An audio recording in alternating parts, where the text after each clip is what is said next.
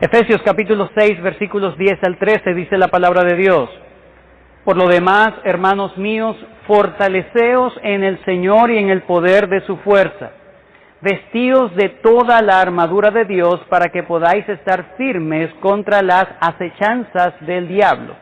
Porque no tenemos lucha contra carne y sangre, sino contra principados, contra potestades, contra los gobernadores de las tinieblas de este siglo, contra huestes espirituales de maldad en las regiones celestes. Por tanto, tomad toda la armadura de Dios para que podáis resistir en el día malo y habiendo acabado todo, estar firmes. Acompáñenme en oración, por favor. Bendito y amado Señor Dios Todopoderoso, te damos muchas gracias porque tú eres bueno. Para siempre es tu misericordia. Gracias por darnos la oportunidad de congregarnos en la mañana de hoy, aprovechando este tiempo flexible. Ayúdanos, Señor, a que nuestra atención pueda ser un acto de adoración, de sacrificio para ti, Señor, que podamos sobreponernos a cualquier distracción y que tu nombre sea glorificado, exaltado en medio de esta reunión. Bendice a cada uno de los hermanos que ha podido llegar. Gracias, Señor, por bendecirles y fortalecerles, dándole esa voluntad, Dios mío, y las posibilidades, los recursos para poder llegar. Aquellos que por alguna razón, Señor, no pudieron venir, protégeles en el lugar en donde estén, guárdales, Señor. Te pedimos que nos bendigas en este tiempo con tu palabra. Te damos muchas gracias. En el nombre de Cristo Jesús oramos, llénanos de tu Espíritu Santo, te lo pedimos. Amén. Hermanos, en la vida existen varias cosas o circunstancias que nos atemorizan o que le dan miedo a la mayoría de las personas. Y hacen todo lo posible con tal de no experimentar esas cosas, de huir de esas situaciones. Entre esas cosas tenemos, por ejemplo, la muerte, obviamente. ¿Quién se quiere morir? No, nadie. Tenemos las enfermedades. ¿Quién se quiere contagiar aquí? Ninguno, ¿verdad? Hay cosas, la pobreza. A algunos le atemoriza la pobreza, quedar en bancarrota. Otros, pues, la vejez. Le atemoriza la vejez. Otros, pero en general, el sufrimiento. Nadie quiere sufrir. Pero hablando de cosas que las personas no quieren vivir en su vida, es estar en medio de una guerra. ¿A quién le gustaría estar en medio de un conflicto bélico? A nadie. Las consecuencias y los errores que traen consigo una guerra no son para nada fácil de digerir. Son traumáticos y hasta agobiantes para las personas que sufren este tipo de circunstancias. Testimonios, hermanos, hay muchos, hay miles, de cómo una guerra marca la vida de las personas en un antes y un después. Ningún ser humano quiere estar en medio de una guerra. Y si está en medio de una guerra, lo natural, lo lógico es que busque huir del sitio de conflicto, ¿sí? Guardar su familia, guardar a sus seres queridos, escapar de la situación. O por lo menos, si está allí y no puede escapar, por lo menos estar en un lugar seguro donde sepa que va a tener el menor impacto la guerra posible sobre esa persona, sobre él. El ser humano, hermanos, naturalmente quiere vivir en esta vida de una manera plácida. Quiere acabar sus días de la mejor manera posible. Si es posible estar en Chichiriviche, ¿verdad? Estar allí, cerrar los ojos en el último respiro viendo el ocaso, los delfines, ¿verdad? Estando sin deudas, sin preocupaciones, con los seres queridos al lado. Lo menos fuerte posible es lo que la gente quiere vivir en esta vida. Y esa expectativa de llegar al final con serenidad y paz, de alguna manera también nosotros los cristianos debemos ser honestos. También deseamos una vida así. ¿Quién no? ¿Quién no? Muchos incluso llegan al cristianismo pensando que van a evitar muchos problemas. Es decir, no vienen porque son pecadores y quieren venir y arrepentirse delante del Señor. Vienen simplemente para supuestamente aliviar sus cargas, pensando, bueno, ahora tengo a Dios de mi lado, entonces nada me va a pasar. Vienen con una falsa expectativa al cristianismo. A veces creemos que la vida cristiana es fácil. Y algunos piensan y anhelan que la vida cristiana podemos compararla a un parque de diversiones, donde si es posible, las 24 horas del día, los 7 días de la semana, los 365 días del año, todo sea felicidad, armonía, todo sea chévere, placentero con los hermanos en la iglesia. Algunos dicen, ojalá no se acabe nunca el domingo. Pero un predicador dijo una vez lo siguiente, predicador que por cierto murió el año pasado, llamado Warren Wiersbe, dijo, la vida cristiana no es un campo de juego, sino un campo de batalla. La vida cristiana no es un campo de juego, sino un campo de batalla. Y podemos preguntarnos, ¿estas palabras, por ejemplo, del pastor Wiersbe, realmente dan ánimo para la vida cristiana? La vida cristiana no es un campo de juego, es un campo de batalla. ¿Son palabras estas de ánimo para la vida cristiana? ¿Son palabras de ánimo para aquellos que están comenzando en la vida cristiana? ¿O son palabras pertinentes y adecuadas para aquellos incrédulos que están allí coqueteando con el cristianismo y se les dice, la vida cristiana no es un campo de juego, es una batalla, es un campo de batalla? Si nos ponemos a cuestionar este pensamiento del pastor Warren Wiersbe, también deberíamos cuestionar la intención del apóstol Pablo en Efesios capítulo 6, versículos 10 al 13, o 10 al 20, mejor dicho. Porque lo que hace el pastor Wiersbe es simplemente hacer eco de la enseñanza que encontramos en las Escrituras en Efesios capítulo 6. Estamos en una sección práctica, recuerden. En esta parte de la carta comienza con una parte práctica, es decir, cómo se vive la vida cristiana. Él ha dado grandes verdades espirituales en el capítulo 1, 2 y 3. Pero en el capítulo 4, versículo 1, recuerden, Efesios capítulo 4, versículo 1, ahora llama la atención a la vida de aquí. La vida aquí y ahora, dice, yo pues preso en el Señor, os ruego que andéis como es digno de la vocación con que fuisteis llamados. Ese es el punto principal de Pablo. Ahora yo les voy a decir cómo, entendiendo todas estas grandes verdades, fuimos elegidos antes de la fundación del mundo, el Señor nos ha amado, nos ha predestinado, la iglesia es ese misterio que había sido escondido, ahora ha sido revelado. Todo eso hermoso, eso debe impactar en la vida del creyente, en el andar diario. Y Pablo, comenzando con ese versículo, entonces se enfoca en cómo el cristiano debe conducirse en la iglesia, los versículos 2 al 16 del capítulo 4.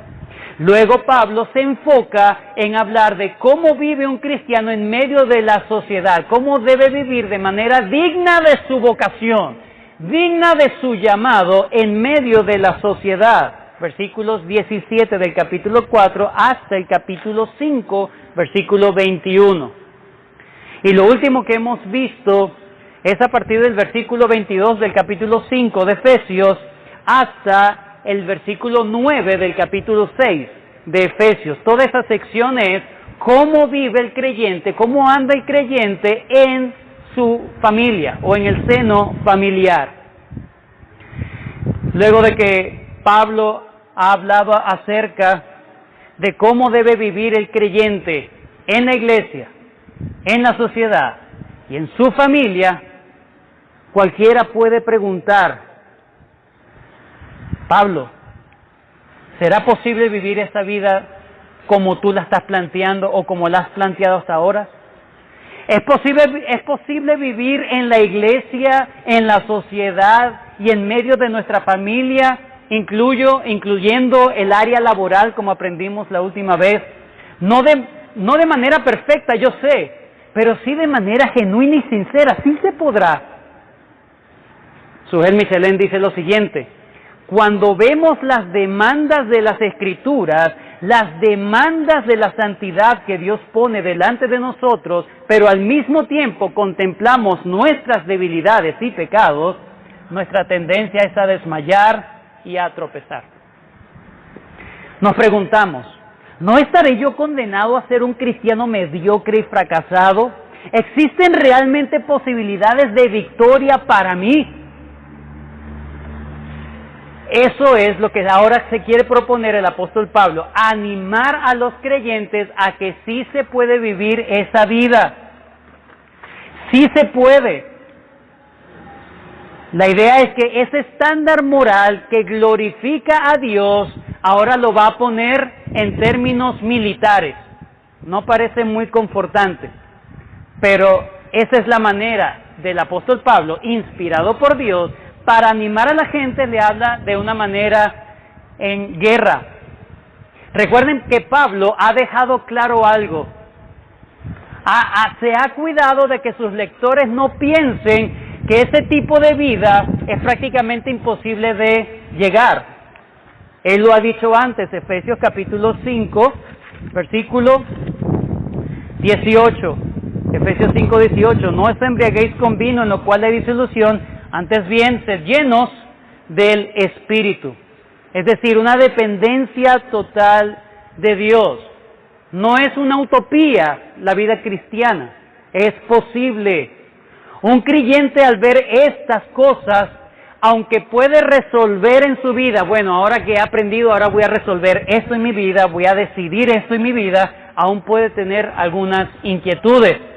¿Cómo sé yo que a pesar de que he resuelto eso y me estoy llenando del Espíritu, qué me garantiza que voy a tener aún así victoria? ¿Qué es lo que me garantiza eso? Pablo, luego de dar ese argumento poderoso que acabo de decir de Efesios 5:18, ahora él quiere que los creyentes no caigan en otro extremo. En Efesios 5:18 le dice, sí es posible porque tienes el Espíritu Santo. Pero por otro lado, no te relajes tanto solamente porque tienes el Espíritu Santo. ¿Sí? No te relajes mucho. Recuerda que no estás de vacaciones, estás en un campo de batalla.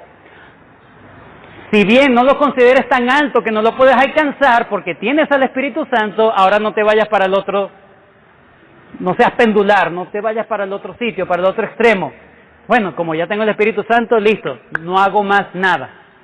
A eso es donde Pablo quiere apuntar para animar de manera integral a los cristianos a pensar correctamente de lo que es la vida cristiana. El hecho de tener al Espíritu Santo no significa que ahora no tenemos problemas, dificultades o que no van a llegar. No significa tener una vida relajada. La Biblia, hermanos, no nos enseña a tener una confianza dañina. Sí, debemos confiar de que tenemos al Señor, pero cualquiera puede irse a otro extremo de una confianza que no enseña las Escrituras, y ahí es donde Pablo quiere llegar. El énfasis entonces, hermanos, en esta sección es animar a los creyentes a que entiendan que tienen todos los recursos disponibles en medio de una realidad que no deben escapar. Están en guerra. Están en guerra, y estar en una guerra significa que tarde o temprano esa guerra va a acabarse. La pregunta es, ¿cómo vamos a acabar después de la guerra? ¿Qué circunstancias? ¿Cómo vas a acabar la guerra, la vida cristiana? Versículo 10, Efesios 6. Por lo demás, hermanos míos, fortaleceos en el Señor y en el poder de sus fuerzas. Versículo 11, vestido de toda la armadura de Dios para que podáis estar, ¿qué? Firmes contra las acechanzas del diablo. Versículo 13, por tanto tomad toda la armadura de Dios para que podáis resistir en el día malo y habiendo acabado todo, estar firmes. ¿A qué llama Pablo? a que consideres tu responsabilidad como creyente para que acabes bien tus días como creyente. Ahí este es el mensaje del día de hoy. Julio Benítez dice lo siguiente: la verdad es que Pablo no quiere que los creyentes sean pasivos en sus responsabilidades como miembros del reino de Dios. Muchos podrían pensar que la abundante gracia de Dios les permitiría llevar una vida cristiana cómoda y sin problemas. Pero lo cierto es que el reino de Dios tiene enemigos que noche y día trabajan para hacer daño. Pablo entonces se dispone a hablar acerca de la realidad en que el creyente ha estado o está inmerso. Un creyente, hermanos, es aquel que ha sido trasladado de un reino a otro. De un reino a otro. Por lo tanto, los miembros del reino anterior, de lo cual ha sido desertor, ahora están con toda la artillería enfilada para destruir a aquel que se ha alejado de ellos. El amo, el antiguo amo, no quiere el bien de aquel que ha huido por la gracia de Dios. Un verdadero creyente ahora tiene enemigos que están en orden de batalla contra el creyente para destruirlo. ¿Por qué? Porque ahora es un hijo de Dios y ese enemigo que vamos a ver en la mañana de hoy odia todo lo que tenga que ver con Dios. Todo lo que tenga que ver con Dios. Pablo dice que esta no es una guerra física, es una guerra espiritual. Pablo quiere advertir a los lectores que la guerra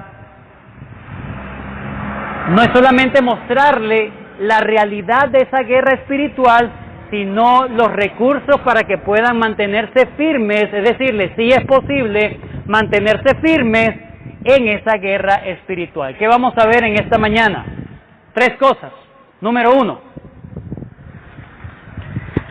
versículo 10 y versículo 11 en la primera parte, es decir, la parte A del versículo 11. Versículo 10 y 11a, vamos a encontrar la exhortación de Pablo a no ignorar la realidad de la batalla espiritual. Vuelvo a repetirlo. La exhortación de Pablo a no ignorar la realidad de la batalla espiritual. Número 2, versículo 11 en su parte B, hasta el versículo 12, vamos a encontrar la exhortación de Pablo a reconocer el enemigo en la batalla espiritual.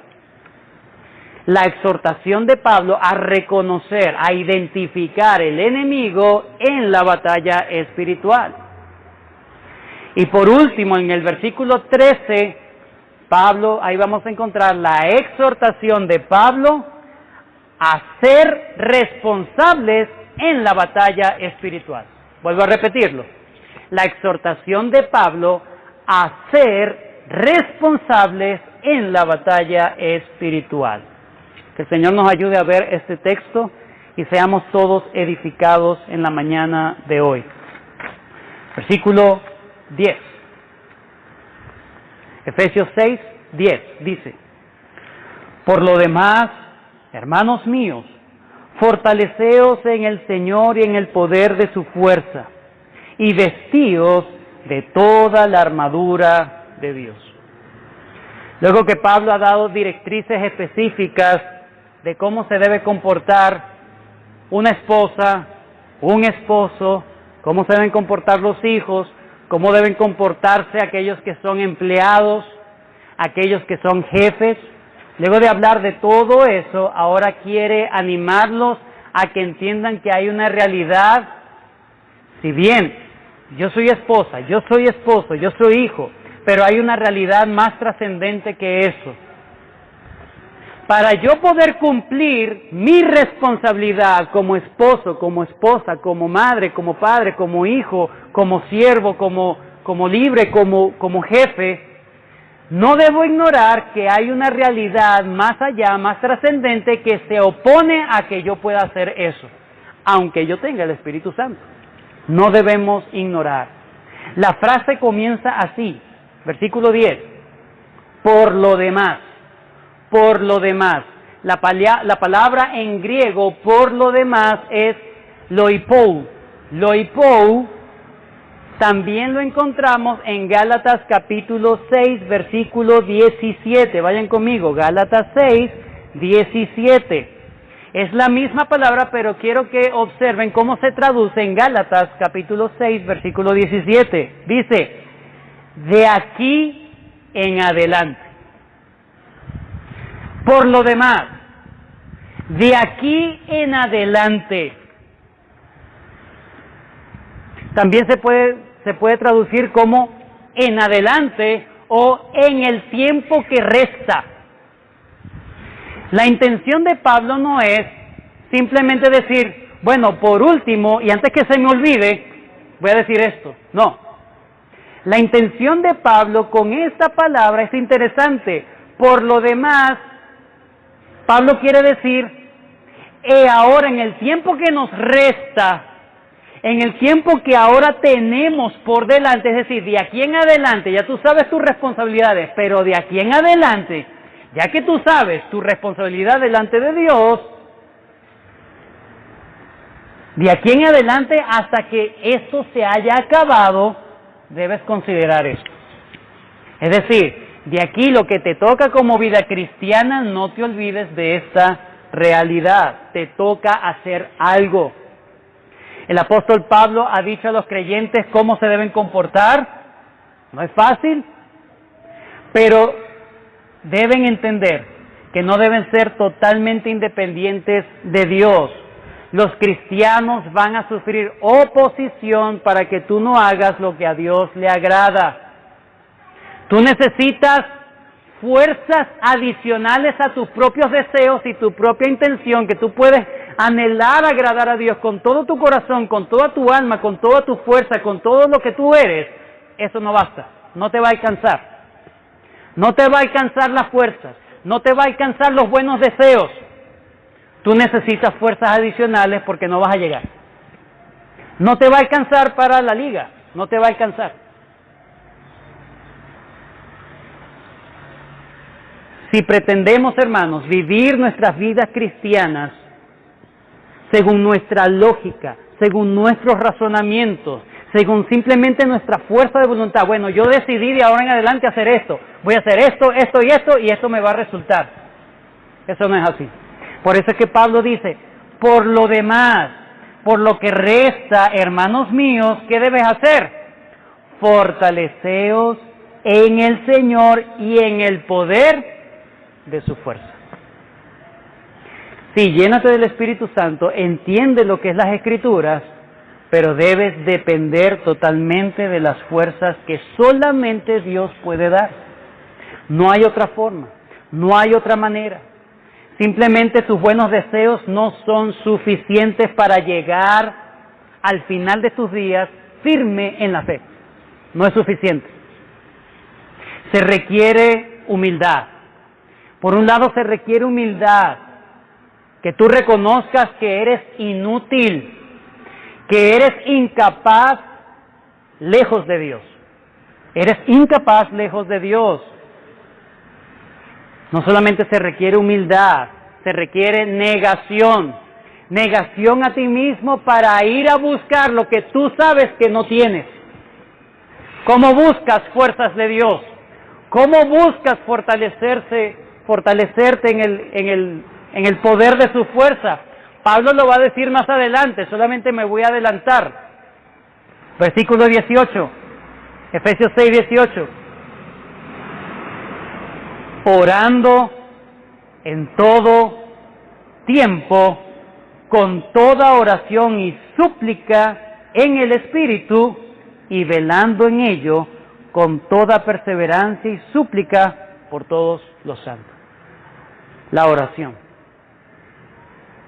Aunque Pablo no lo dice inmediatamente en el versículo 10, él lo clarifica en el versículo 18. Pero vamos a hablar de la oración en el próximo sermón que nos toca. Pero no quiero que ustedes vean cómo puedo yo agarrar fuerzas de Dios. Es por medio de la oración. ¿Cómo está tu vida de oración? Un creyente que no ora es un creyente orgulloso. Un creyente que no ora es un creyente soberbio. Es un creyente que cree que puede y puede lograr muchas cosas en un momento, pero no va a perseverar. No va a perseverar. El creyente debe sentirse totalmente incapaz e inútil para agradar a Dios si no tiene las fuerzas sobrenaturales de Dios. Pablo quiere que los creyentes, los lectores de Éfeso, entiendan que sus fuerzas, que las fuerzas que ellos necesitan están más allá de sus posibilidades. Necesitan humildad, venir delante del trono de Dios para hallar el oportuno socorro, la oración. Los miércoles tenemos un culto de oración. ¿Cuántos están haciendo verdaderamente el esfuerzo? Estoy hablando de la responsabilidad del creyente. Te puedes conectar, puedes ver Facebook, puedes ver cualquier cantidad de cosas, pero cuando es el tiempo de la oración, ni cuando cuando podíamos reunirnos, no, es que es muy de noche. No, es que el carro, es que esto y aquello. Ahora es que no hay luz, ahora es que no hay internet. Entonces Dios no quiere que tú ores nunca con la iglesia, ¿cierto? Esa es la voluntad de Dios, que Dios te impide que tú ores. O simplemente falta disposición, simplemente falta decidir. Señor, ayúdame a entender que esto es vital para yo llegar firme al final. Para yo llegar firme al final. Hago el llamado a los miércoles de oración, pero también hago llamado a tu vida privada de oración. ¿Estás orando realmente delante de Dios? ¿Cuánto tiempo dedicas tú diariamente a la oración?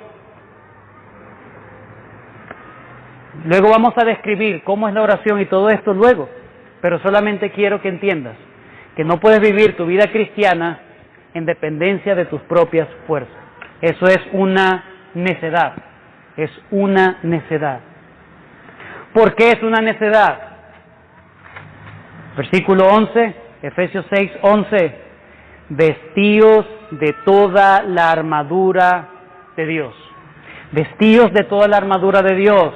Significa que necesitas fortalecerte porque es allí donde Dios te va a equipar con la ropa correcta para que tú puedas enfrentar la situación que vas a tener por delante. No es solamente agarra la armadura, es agarra la armadura de Dios, no la que tú creas. No bueno, yo creo que debo hacer esto en mi casa, debo hacer esto, voy a hacer esta disciplina diaria en mi casa. No es solamente eso. Es de quién vas a buscar la armadura, de dónde vas, cuál es la fuente de la armadura. Y eso nos habla del contexto entonces de una guerra. Pablo no los exhorta a vestirse de vestiduras blancas, busquen las vestiduras blancas de Dios. No, las vestiduras blancas son símbolos de santidad. Aquí dice, busquen la vestidura correcta porque ustedes están en medio de una guerra. Solamente Dios les puede dar las vestimentas correctas. En pocas palabras, les exhorta a vestirse con las vestiduras adecuadas a la situación. En el tiempo que resta, tú estás en una guerra.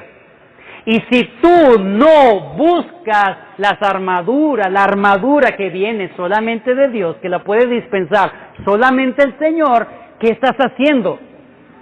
¿Cómo pretendes tú llegar al final para la gloria de Dios?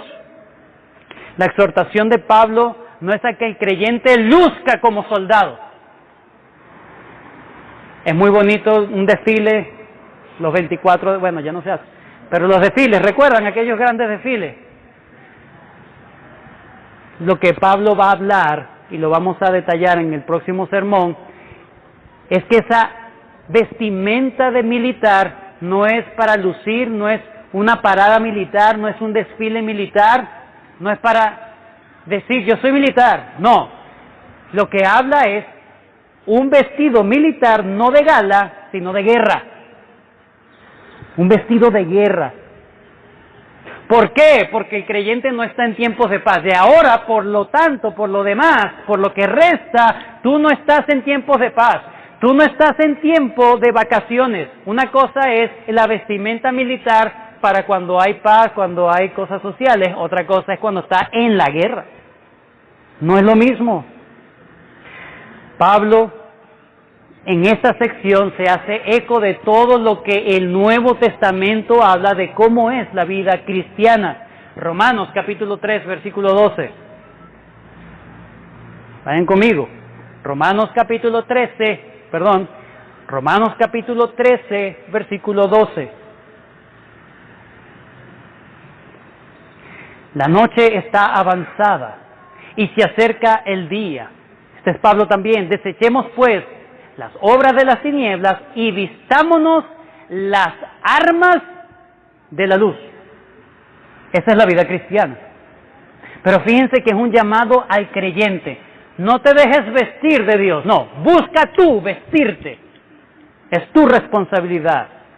Segunda de Corintios capítulo 10 versículo 4 dice, Segunda de Corintios capítulo 10 versículo 4, porque las armas de nuestra milicia no son carnales, sino poderosas en Dios para la destrucción de fortalezas. Las armas de nuestra milicia. Entonces hablando en un contexto militar de guerra. Esa es la vida cristiana. Segunda Timoteo, vayan conmigo a Segunda de Timoteo, o a Segunda a Timoteo, capítulo 2. Segunda carta a Timoteo, capítulo 2, versículo 3. Fíjense cómo Pablo anima a Timoteo. Tú pues sufre penalidades como buen soldado de Jesucristo. ¿A qué lo compara? A un soldado. Ninguno que milita se enreda en los negocios de la vida a fin de agradar a aquel que lo tomó por soldado. Esa es la vida cristiana. En la misma carta, segunda a Timoteo, pero ahora en el capítulo 4, versículo 7 dice, he peleado la buena batalla, he acabado la carrera, he guardado la fe. La vida cristiana es una guerra buena, la buena batalla. Hay batallas, hay guerras por las cuales son inútiles e ineficaces, no sirven para nada, derramamiento de sangre. Pero la vida cristiana vale la pena pelearla. Es digna de ser peleada porque tiene repercusiones eternas. Tiene que ver con aquello que realmente importa. Está en nombre, la gloria y el nombre de Dios. Como dice el pastor Sugel Michelén, el cristiano es un soldado en tiempo de guerra en medio de un campo de batalla. Al menor descuido puede salir gravemente herido. Al menor descuido este soldado puede poner en peligro la vida de otros. Es por eso que el Señor nos exhorta a velar y estar alerta, porque no estamos en un parque de diversiones, no estamos en una parada militar. Y más adelante él dice, la vida cristiana no es un hobby de fin de semana. No es un hobby de fin de semana. Es una guerra. Significa que si estás en una guerra debes estar alerta. Significa que no debes estar viendo que otros peleen porque te van a dañar. Tú debes pelear. Tú eres el que tienes que pelear, no ver a otros peleando. Hay una película muy bonita que se llama Hasta el último hombre. No sé si la han visto. Es alguien que quiere servir a su nación, pero no quiere disparar un arma. Y bueno, y ora. Chévere. Se la recomiendo, está bien. Pero así no es la vida cristiana. Tú no vas a ser como este hombre que solamente dijo, no, yo simplemente soy un apoyo acá. Estoy, ¿verdad? Simplemente ayudando a las personas, guardándolos para que puedan ser sanados. No. Ese no es el rol que te toca como soldado. Tú no decides qué vas a hacer como soldado. Tú tienes que acatar orden. Y la orden es, agarra la arma, agarra la armadura y pelea. No seas flojo. No seas ingenuo. Tenemos un enemigo.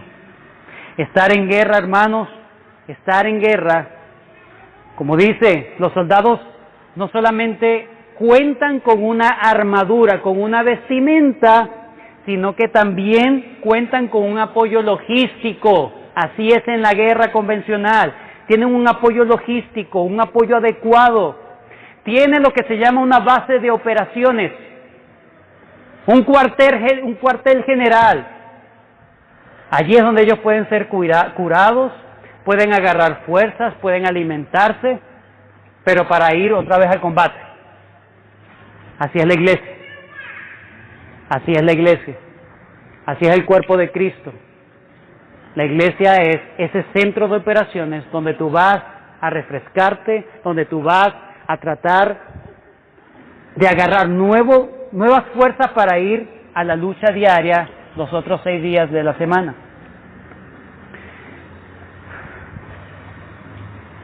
Pablo está enseñando entonces en esos versículos que el creyente debe estar consciente de que está en una guerra.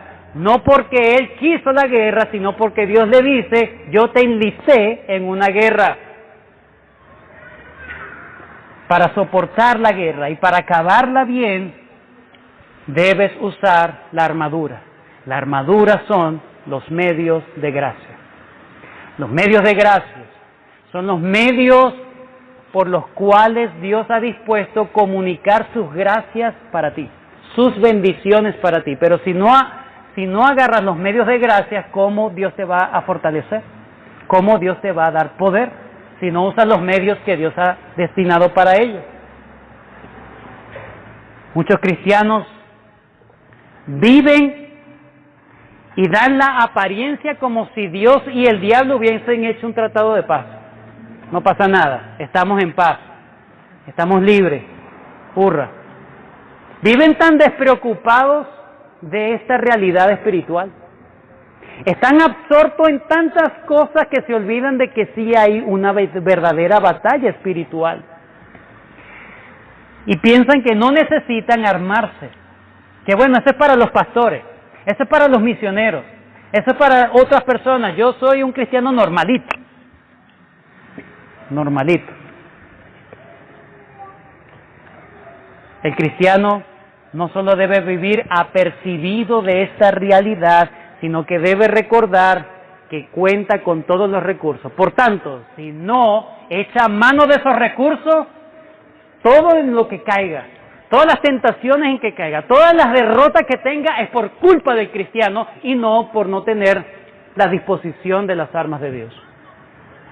Segundo, Efesios capítulo 6, versículo 11 en su parte B en adelante. Bueno, vamos a leer el 11 completo. Dice, vestíos de toda la armadura de Dios. No de algunas cosas, sino de todas las piezas de la armadura. Tú no debes elegir, tú debes colocarte todo. Para que podáis estar firmes contra las acechanzas del diablo, porque no tenemos lucha contra carne y sangre, sino contra principados, contra potestades, contra los gobernadores de las tinieblas de este siglo, contra huestes espirituales de maldad en las regiones celestes. Ahora Pablo quiere identificar cuáles son los enemigos en la batalla, cuáles son los enemigos que están allí en la batalla para que el creyente los identifique, sepa cómo debe pelear contra ellos. Y lo primero que hace es, para que podáis estar firme contra las acechanzas de ¿quién? No lo voy a decir yo. No, sí, tranquilo. Del diablo. No pasa nada, tranquilo. Las acechanzas del diablo. Hay quienes piensan o prefieren pensar que este personaje no existe. Eso es más fácil, ¿no? No, eso no existe, eso es mentira, eso fue ficticio, o si existe algo, será algo impersonal, es decir, una fuerza misteriosa, algo, pero realmente una influencia moral, un sistema simplemente, pero no tiene nada de relación con el creyente. Otros predican tanto de este ser, pero tanto, tanto. Lo colocan a nivel de Dios, cosa que a él le gusta eso. Sí, por cierto. A él le gusta que lo valoren tanto a nivel de Dios. Y entonces viven en paranoia constante, todo lo que ven es el diablo, todo. Absolutamente, el púlpito es el diablo, todo es el diablo. Me miró el diablo. Duermo con el diablo. Viven en paranoia total, pero una paranoia inclusive no solamente supersticiosa en alto grado, sino hasta paralizante. No hago nada. Esos son dos extremos en los cuales no podemos llegar.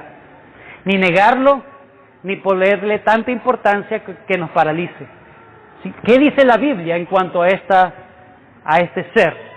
En primer lugar, existe un ser en lo cual aquí se identifica con la palabra diablo.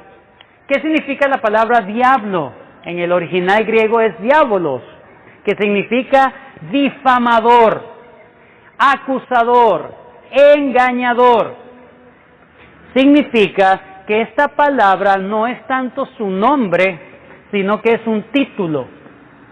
¿Sí? Dios se ha revelado en las Escrituras, en el Antiguo Testamento, como Yahvé, ¿sí? Ese es su nombre. Pero también vemos que hay varios nombres o varios títulos que se le dan a Dios para referirse a Él. Lo mismo ocurre con este ser. Diablo no es su nombre, sino su título o por la manera en cómo actúa. Es un difamador, es un acusador, es un engañador. Entonces ya tú entiendes que la batalla es con alguien que engaña. Por eso es que Pablo usa la palabra diablo, con el engañador. Entonces ya tú debes ver por dónde vienen los tiros, como dicen. En el Antiguo Testamento nunca encontramos la palabra diablo, sino la palabra Satán o Satanás. Satanás también es un título que significa contrincante, oponente, el que está adversando, el adversario, Satanás. Pero es interesante que en el Antiguo Testamento también no se le llama Satanás como un título, sino como su nombre personal. Entonces, si es de nombre personal, sería más adecuado la palabra adversario. Pero también se le conoce como la serpiente antigua, se le conoce como el príncipe de la potestad del aire, Efesios capítulo 2, versículo 2, Efesios 2:2, en los cuales anduvisteis en otro tiempo, siguiendo la corriente de este mundo, conforme al príncipe de la potestad del aire. Príncipe de la potestad del aire, se le llama también el tentador, se le llama también padre de mentira. Hay tantos nombres que se le dan. Pero nosotros simplemente debemos entender que todos esos nombres se refieren a la misma persona o al mismo ser. Como dice en Apocalipsis capítulo 20, versículo 2. Y prendió al dragón, la serpiente antigua, que es el diablo y Satanás. Es decir, todo eso es la misma cosa. Es lo mismo. Ahora, Pablo usa la palabra diablo precisamente para referirse a su oficio en la guerra espiritual. Su oficio principal en la guerra espiritual. ¿Cómo opera este personaje? Recordemos que es un ser angelical que se rebeló en contra de Dios, se corrompió su corazón porque quiso y anheló el estrado de Dios. Y no solamente eso, se rebeló él y lideró una rebelión de otros contra Dios. Hay tantos que debemos para aprender, o que debemos aprender para ganar una guerra, es conocer al enemigo. Como dice John Stott, es debido que el diablo rara vez se ataca abiertamente, hablando del nombre diablo, prefiriendo la oscuridad, que cuando se transforma en ángel de luz nos toma por sorpresa. Es un lobo peligroso porque entra en el rebaño de Cristo disfrazado de cordero. Algunas veces ruge como león, pero más a menudo es un sutil como una serpiente. Es casi imperceptible. Thomas Rock dice, Cristo, la Escritura, tu propio corazón y las estratagemas de Satanás son las 4 cosas primordiales que usted debe estudiar y buscar entender en primer lugar y con mayor determinación. Es un tema que debes entender como creyente. Se habla de la palabra diablo. ¿Quién es el enemigo? Es el engañador. Pero no solamente se habla, por eso dice las acechanzas, también se puede decir las artimañas de Satanás. Se puede traducir también. Versículo 12, no tenemos lucha contra sangre y carne, y luego empieza a nombrar principados, potestades, gobernadores de las tinieblas, huestes espirituales. Es decir, no solamente tenemos un enemigo, sino que tenemos una legión de enemigos que están organizaditos, jerárquicamente bien detallados. Ellos se comportan como un ejército, pero de tinieblas. Un ejército de tinieblas. Están organizados, así como los ángeles están organizados como siervos de Dios para venir y servir al pueblo de Dios, tienen jerarquías y todo, lo mismo están organizados estos para hacer todo lo contrario, hacer todo lo que entorpezca el propósito de Dios. Y toda esa legión, todas esas cosas están en contra del cristiano. Su propósito es destruir a los cristianos.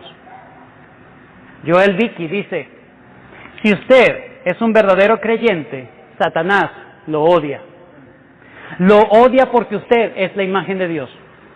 Porque usted es singular, es la singular obra de Dios en Cristo Jesús para buenas obras, y porque usted fue arrebatado de su poder.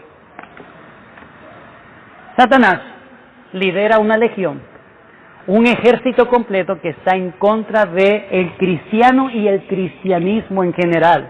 El cristianismo en general. No debemos entonces, hermanos, ignorar esta realidad. Estos son enemigos muy fuertes, muy fuertes. No voy a extenderme tanto acá. Solamente quiero decir lo siguiente. Cuando se habla de autoridad, potestad, gobernadores, también estas palabras se usan para el mundo físico o para el mundo terrenal, para las autoridades o las personas que están en eminencia. Por ejemplo, lo vemos en Lucas capítulo 12, versículo 11, lo puede buscar después, y en Hechos capítulo 26, versículo 12, que dice que Pablo le dieron poder para ir en contra de los cristianos, le dieron poder. Entonces también se habla de poder, autoridad, gobierno, huestes. Pero Pablo deja en claro que la pelea no son los gobernadores en el plano terrenal, sino en el plano espiritual. Gobernadores en el plano espiritual, jerarquías en el plano espiritual. Pastor, enséñeme más de eso. Bueno, la Biblia no indaga mucho de eso, así que yo tampoco lo haré. La Biblia no quiere que tú sepas todos los detalles, así como no sabemos todos los detalles de cómo se organizan los ángeles, tampoco la Biblia quiere que tú sepas cómo se organizan todos los demonios, si es que hay demonios por sector. Yo no sé cómo es eso, lo cierto es que hay una batalla. Esa es la realidad. Y esa batalla parece imperceptible porque es un ámbito que nosotros no manejamos completamente. ¿Y a qué nos referimos con una batalla espiritual? Segunda carta a los Corintios, capítulo 10. Segunda carta a los Corintios, capítulo 10.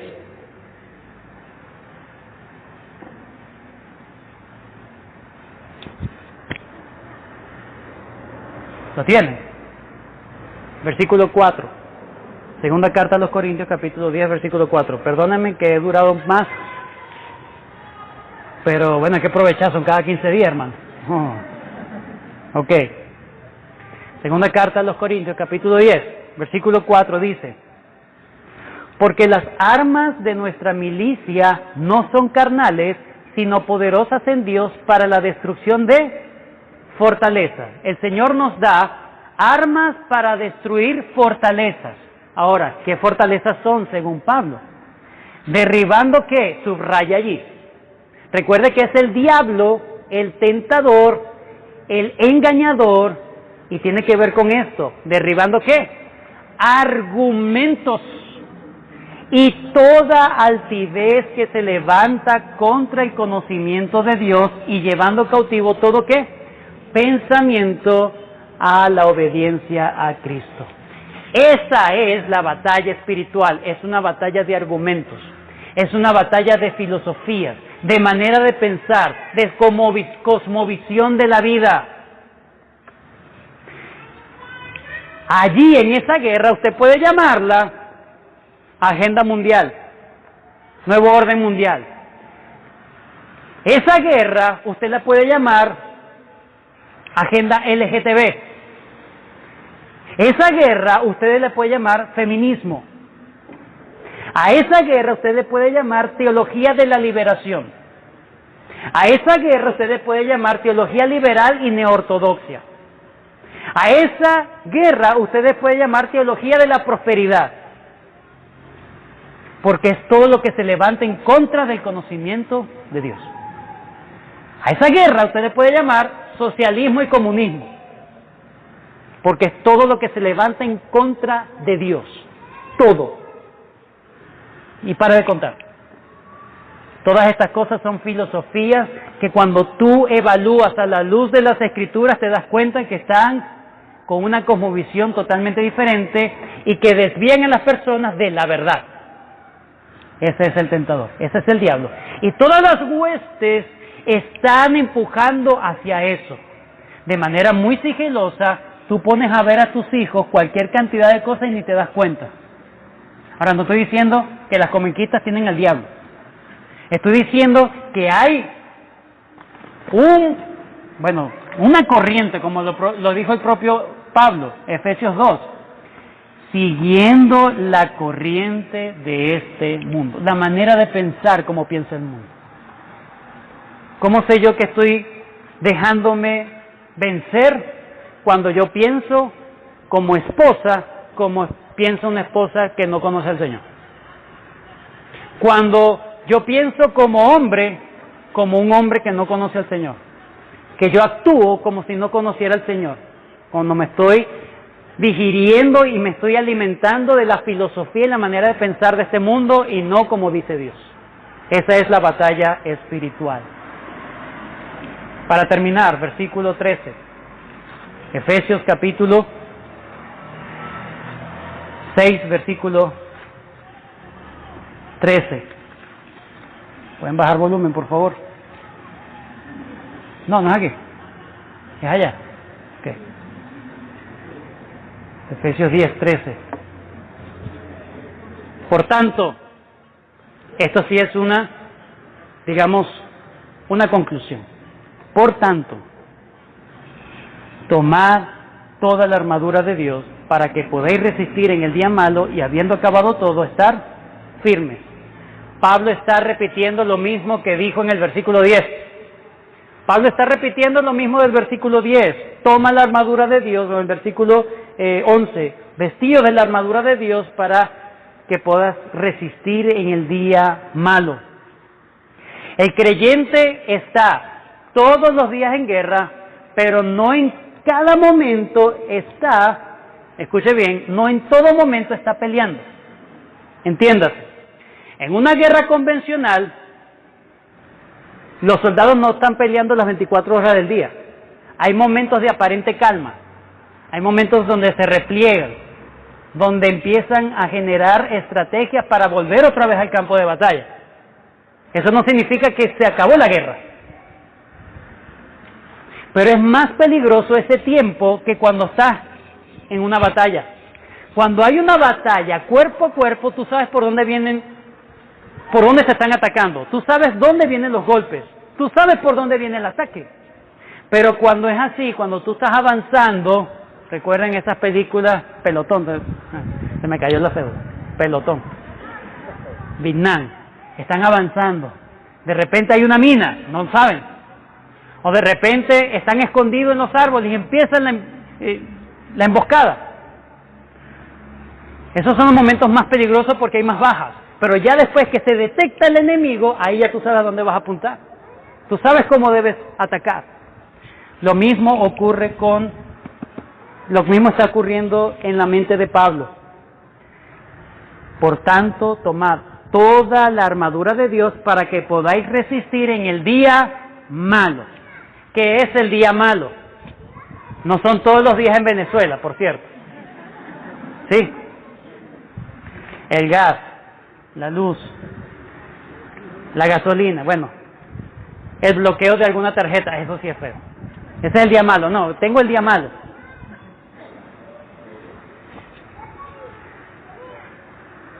La pérdida de la tarjeta de débito.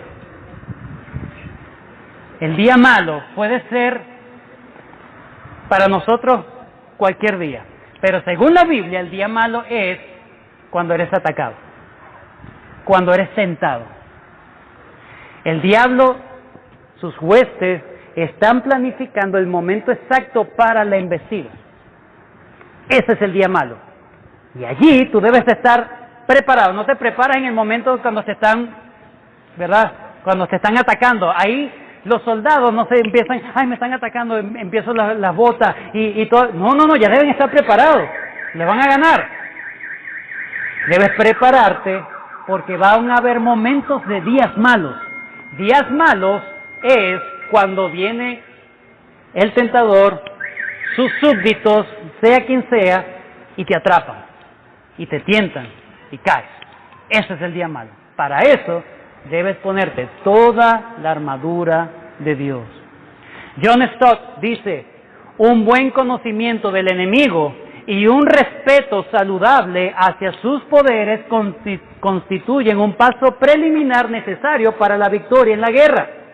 De la misma manera, si subestimamos nuestro enemigo espiritual, no veremos la necesidad de tener la armadura de Dios. Iremos a la batalla desarmados, sin recursos más que nuestra endeble fuerza, y seremos vencidos rápida y ignominiosamente, de manera humillante, ignominiosa. El enemigo que estamos enfrentando es muy poderoso, pero tenemos al Espíritu Santo, y también Dios dice, sé responsable, agarra toda la armadura que yo te voy a dar, pero busca esa armadura de mí, sé tú responsable, tus caídas serán culpa tuya nada más. Busca la armadura pieza por pieza, entiende la armadura de Dios para que cuando llegue el día malo, se acabe, llegues a estar firme. Es la responsabilidad humana junto con la soberanía de Dios. Dios está contigo, sí, pero eso no limita de que tú eres responsable de usar los medios de gracia. En conclusión, los cristianos deben estar apercibidos de esta realidad espiritual en la cual se encuentran, solamente por el hecho de ser hijos de Dios. Deben reconocer, no deben ignorar a sus enemigos, deben enfrentarlos, no deben huir del enemigo, deben enfrentarlos. Para enfrentarlos, deben ser responsables delante de Dios en usar todos los recursos que bondadosamente Dios nos está ofreciendo para que te mantengas firme. De lo contrario, serás un cristiano fácil para las embestidas del enemigo, de sus seducciones, de sus tentaciones. En vez de vivir una vida abundante, entonces tendrás una vida cristiana miserable si no te pones las pilas. Si no te pones las pilas. La vida cristiana no va a rendir los frutos que Dios espera, si eres un negligente e irresponsable en tu vida cristiana. No es culpa de la iglesia, no es culpa de la pandemia que ahora yo me enfrié, no es culpa. No es culpa de la gasolina y no es culpa de nada, es culpa tuya, que no usas los medios, aún los mínimos, para mantenerte en la fe. ¿Cómo quieres terminar tus días? ¿Cómo quieres ser recordado cuando ya tú no estés? Como un cristiano montaña rusa. ¿Cómo quieres ser recordado como un cristiano irresponsable? Un cristiano que en vez de pelear lo masacraron en el campo de batalla. ¿O quieres mantenerte firme hasta el final. Efesios 6:13, para que podáis resistir el día malo y habiendo acabado todo, estar firmes. ¿Cómo quieres terminar tus días? En la fe. El Señor nos ayude. Bendito Dios, gracias por este momento que nos has dado. Gracias, Señor. Hay tanto por decir todavía, pero te pedimos que nos ayudes a estar conscientes de esta realidad. Ayúdanos, Señor, a que no lo tomemos a la ligera, como un juego. Ayúdanos a entender que hay fuerzas que están totalmente en oposición a que nosotros andemos y te agrademos. Por lo tanto, gracias por el recurso más importante e indispensable, el Espíritu Santo. Pero ayúdanos a entender que también somos responsables delante de ti, que no buscamos de ti toda la fuerza que necesitamos para ir y obedecerte y agradarte hasta el fin de nuestros días. Gracias por este momento, nos encomendamos en tus manos. Sigue bendiciéndonos, hablándonos en el día de hoy y reflexionando y meditando en esta Escritura. En el nombre de Jesús te lo pedimos. Amén.